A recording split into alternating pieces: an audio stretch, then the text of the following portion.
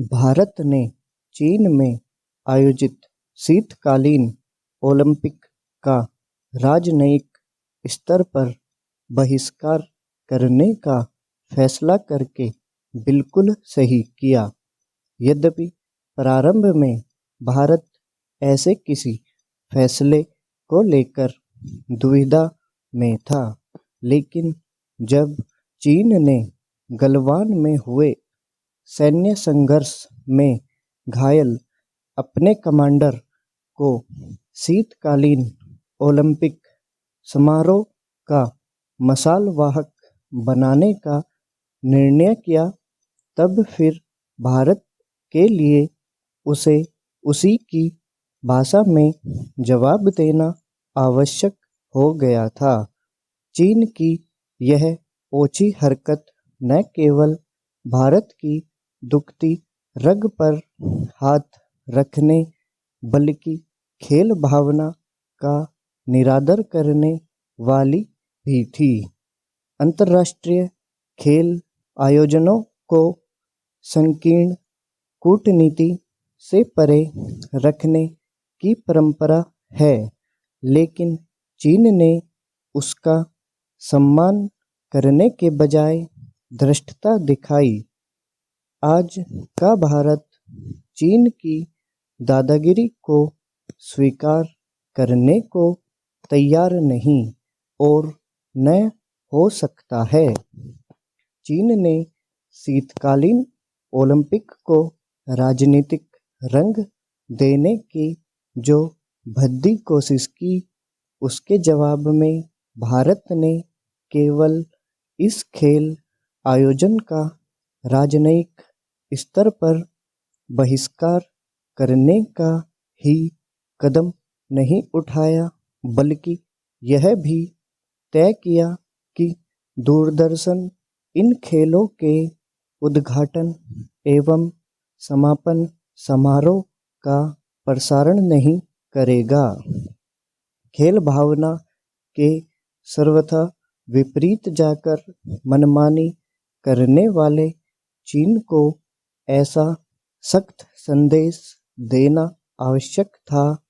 यह अच्छा हुआ कि भारत ने यह स्पष्ट करने में कोई संकोच नहीं किया कि ताली दोनों हाथ से बजती है।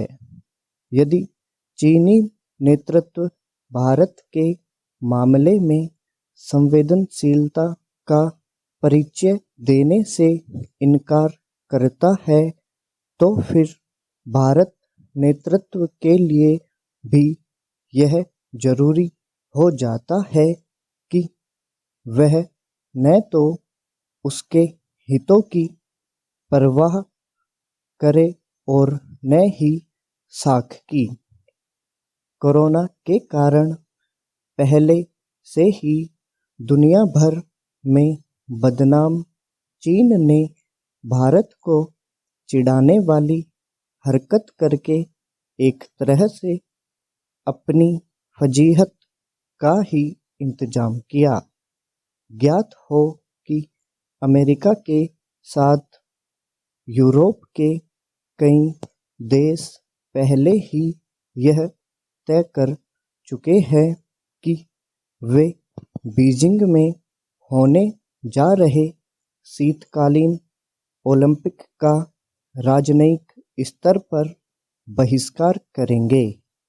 हैरानी नहीं कि मोदी सरकार के फैसले के बाद कुछ और देश भारत की राह पर चले। न केवल यह उल्लेखनीय है कि गलवान में घायल अपने सैनिक को इन खेलों का हिस्सा बनाने की चीन के फैसले को अमेरिका ने शर्मनाक करार दिया, बल्कि यह भी कि ऑस्ट्रेलियाई मीडिया ने यह रेखांकित कर उसे शर्मसार किया कि भारत के साथ हुई झड़प में चीनी सेना को भारी क्षति उठानी पड़ी थी। इसकी भी अनदेखी नहीं की जानी चाहिए कि राहुल गांधी को अमेरिका ने यह कहकर आईना दिखा दिया कि वह उनके इस दावे का समर्थन नहीं करता कि भारत सरकार की नीतियों के कारण चीन और पाकिस्तान निकट आ रहे हैं। स्टॉप।